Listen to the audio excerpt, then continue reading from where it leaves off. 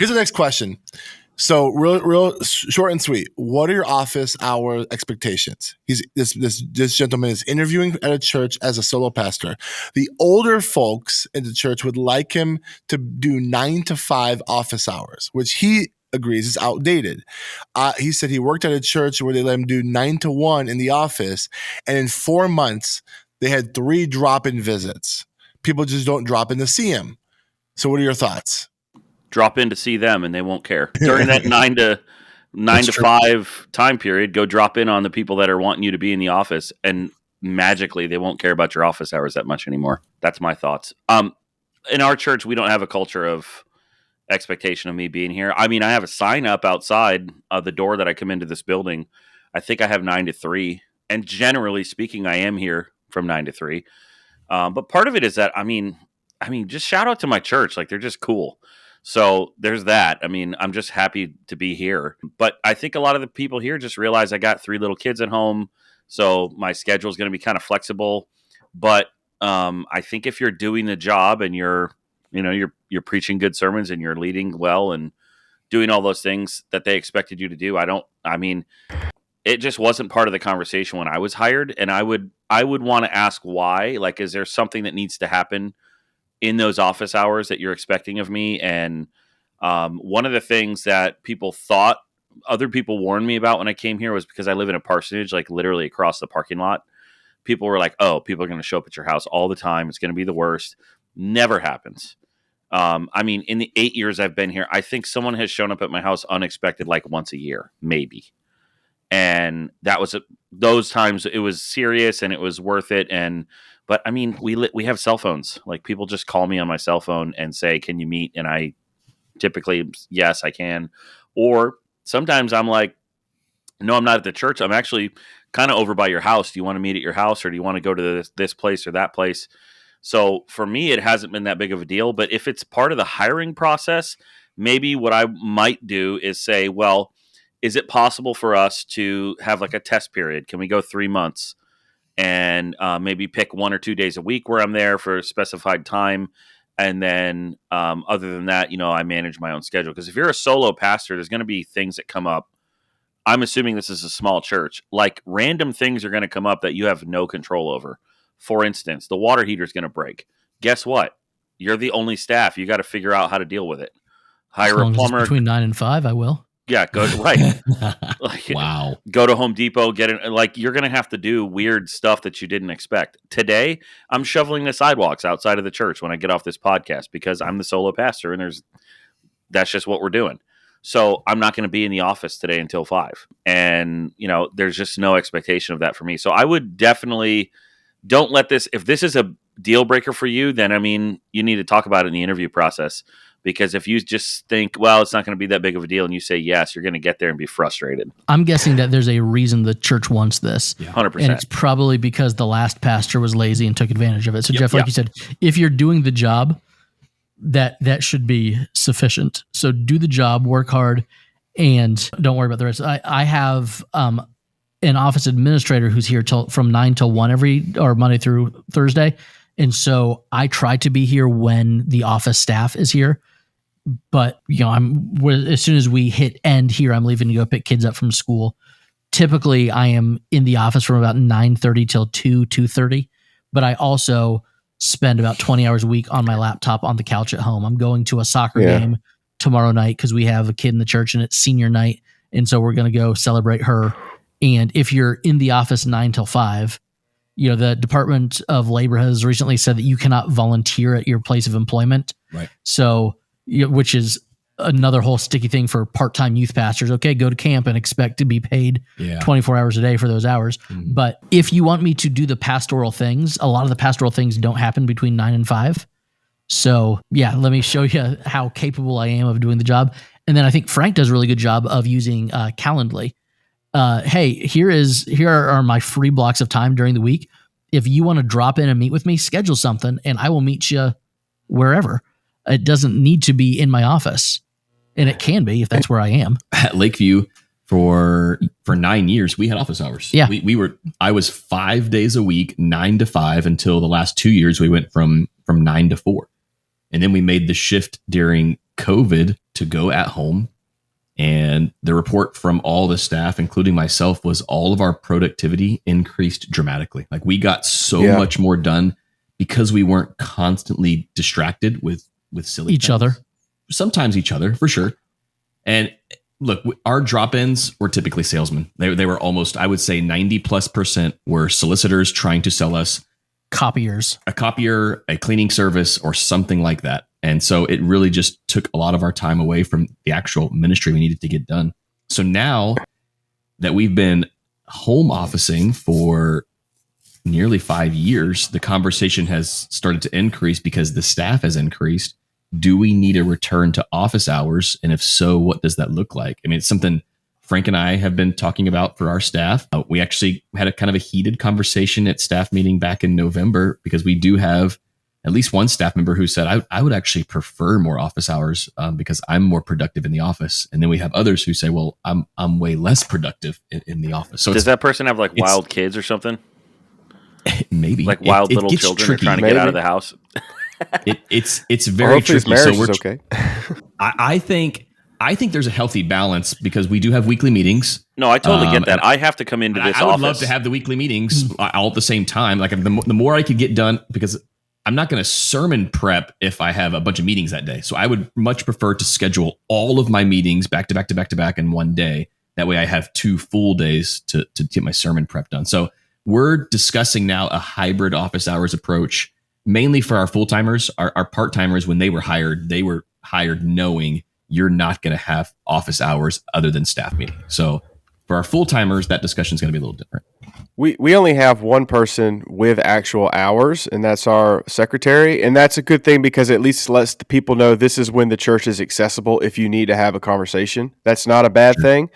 If you're going to be a solo pastor doing your own office hours, which may be off campus, we're in an interview process here. So I'm thinking through, if I'm interviewing, could you just get the office phone redirected to your phone? That's one way to maintain an office hour thing. Also, I would ask questions like, okay, like for me, example, I have a Tuesday night community group at my house. My wife has a Monday night community group at my house, which I have to watch the children for, but it's church related. I have a Wednesday night group that meets at church. So if I'm having to pull 9 to 5 and then 3 nights of my week are tied up at groups, plus I may go to a family event on a Friday or a Saturday event, we're talking that's way more than 40 hours. So I would ask them, how do they deal with reality of pastor schedules versus this sounds real nice. At the end of the day, it sounds like a hybrid of a reluctancy to move forward plus possibly a trust issue. That seems like two things. And or how about this? It could just simply be they don't know that they don't know. It could be a simple conversation. These people could be very gracious people, and that could just be maybe their last pastor was very long tenured, been there decades. That's the way he'd always done it, so they don't know. If I'm having to do office hours, how am I going to go out and have coffee with other people? And then I think if you could win that battle, I do think one thing, and even say this in the interview process, that doesn't mean I'm not going to be accessible. For example, I guess you would consider a satellite office at my house. I have a whole different building behind my house. It's a studio, and I'll tell my coworkers, hey, I'm going to the studio. I have a lot of video work to do for the church today, or I have some technical work. I could get more done when I have the tools, and the tools are in my satellite office. I'm still accessible. Everything is still open. For me, office hours means accessibility. That's if I want to be generous towards this conversation in an interview. Are you saying that you want me to? I could totally be accessible. I think you should. Now, that being said, just like vacation, if you don't have a vacation allowance, you need to be very transparent with where you're spending your time. If you don't have office hours, you need to be transparent. First of all, you need to be seen around the office. Let's be honest. Like I may not have office hours, but I have a time that I go in every day. Unless something's crazy. And then if I'm late or if my coworkers are late, we're always text each other, hey, I got a meeting I'm at. Because it's just courtesy and it's a general accountability. If I'm dipping out early, hey, man, I just want you to know I was here 14 hours yesterday, so I'm going to kick out early and spend some time with the kids. I think there's still accountability in that. And if you're a solo person in the staff, say, okay, so is there a deacon who kind of oversees this? That could be my person. I'm like, hey, I'm peacing out because I was here 14 hours yesterday. To me, it seems like accessibility. So that's where I would drive that conversation in the interview process. And you're going to find out really quick if there's a trust issues. I really hope that this guy's not going to be paying the price for a past pastor's sins. That's really the thing you want to, the heart of this issue, it seems. Yeah, I was going to use the word availability, but this basically that's what's underneath this conversation. Yeah. I remember when I first came here, one of the older folks in my church said to me, you really just need to make sure you're available to the congregation. And I was like, yeah, of course, because that seemed like normal to me, but there must be a reason he said that. Mm-hmm. And one thing I would say as a solo pastor, I'm assuming in a small church with older folks, you can get creative about the way you're available to them for conversations. Like, for instance, this may sound kind of funny, but there have been times when I've gone to the grocery store with people, and we're having conversations about life and their spiritual. And there's times when there's a guy in my church who is quadriplegic and so he has a hard time going to the grocery store sometimes by himself. And I have a great relationship with him. He's a funny guy. So sometimes we'll just randomly there's a place here called Grocery Outlet, and it's an outlet store of groceries, and he loves it. And I'll just go there with him, and we'll just hang out for a few hours, and that's a visit. But I'm getting some groceries too, so it doesn't have to be super strict. You can get creative with how that visitation and availability happens. It doesn't always have to be in the ways that you think of, the pastor's in his office, and I'm going to go talk to him. Let yourself be a regular person. That's what they need. They need a regular person who happens to be their shepherd. And for me, that's been creative. Meals after church is another big one. If you're available for that, we kind of strategically rotate the little groups, pockets of people in our church that we go out to eat with after church on Sunday. But we're always going out with people. And then, that way it's not like people feel like they never see me or they never can get a hold of me. Now, there are people who will have this attitude of I don't want to bother you. I'm really sorry. And I have to tell those people visiting with you is literally the most important part of my job. Prepping sermons is important, but I'm here for people. So you're not bothering me. And so those people you want to be maybe a little more mindful with, but I would just say, get creative with it. If you're a solo pastor, you're very flexible. There's you can kind of do whatever you want. So take advantage of that in a good way. In youth ministry, I used to tell leaders this, and I exampled it by doing it myself. So a lot of my volunteer leaders in student ministry didn't have Costco memberships, and our church had a Costco membership. And I would say, hey, I need to get with you. Would you like to go to Costco? And that was a big deal, especially for a younger, early 20 something.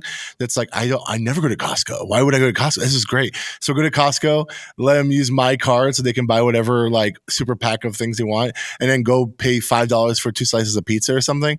And then go get them a rotisserie chicken. I'm like, go get a chicken. It's $5. And that was such a huge win. It's on the church card. It's on the church. Oh yeah, I would buy a slice of pizza. But then I told my leaders hey, if you are passing a student's house, now you gotta be gender specific, all that kind of stuff. But if you're passing a student's house to go to Target or Walmart or whatever, the grocery store, I dare you to text or call that student, hey, I'm heading by your house to go to Target. Would you like to come with me? And the kids are like, yeah, I'm bored, whatever. And they'll go, and then that will be their time with the student. So it's that, Jeff, that idea is so that clever. Almost resets with retirees. It's the same thing. Hey, I'm about to go to the store. Do you want to come? Yeah. Because recent retirees are a lot like as you retire, at first it's you're 16, you just got your license, nothing but freedom. And then once you get to 72, 73, it's you're 14 and you don't quite have a license yet. So you've got the mind of an adolescent, but you don't have the freedom. It just goes in reverse order because that's who lives in my front yard. It's my parents. They're getting old. Yeah. But I love that being creative with that. This kind of goes back to, spending time with people, but I would suggest that if you're in the interview process, I think Andrew said this earlier, everything's negotiable. Everything is able to kind of talk about and be hey, we want to be realistic here. And what if for the first 6 months, I do have a set time, and if the evidence is only 3 people show up in the next 6 months as a drop in, then I want to change that. But 9 to 5 every day is crazy. Hopefully also it's 9 to 5, 4 days a week. And if you're working 5 days a week and Sunday, that's a rough time. And hopefully no evening small groups. Which, if Yeah. you're in a smaller, older church, you probably don't have evening small groups because they don't want to drive in the dark. That's the flip side of this is like if you are, let's say you're a youth pastor, but this is like a lead pastor position, solo pastor. If you're doing Sunday night Bible studies or Wednesday night Bible studies or any kind of like evening thing, I mean, when I was a youth pastor, Going to football games. when I was a youth pastor, I would schedule my week as I don't start my Wednesday until like noon because I'm there till like 9 o'clock or 10 o'clock, right? I mean, this is a very contextual question, but I agree with the idea that 9 to 5 is not a wise thing. Also, I'm noticing this right now as people from Lakeview want to meet with me is I'm saying, hey, when do you want to meet? And they say after work. And I'm like, okay, well, I got to figure out time after 5 p.m. Yep. that makes sense with my family and stuff like that. 9 to 5 would not be wise. The important thing to remember, too, like in this conversation, is we are not exchanging time for money as pastors. They are paying us for expertise and leadership, not for like a shift of hours that we do. So that's important, they're paying us to not have to have a job, to support our families and to support us and to invest in us. And so we're not exchanging hours for dollars like you would in a shift job. And I think that's just an important thing to remember. I think that should be the T-shirt for the Practically Pastoring Conference, not shift work. I think we've just landed on it, Jeff. That's great.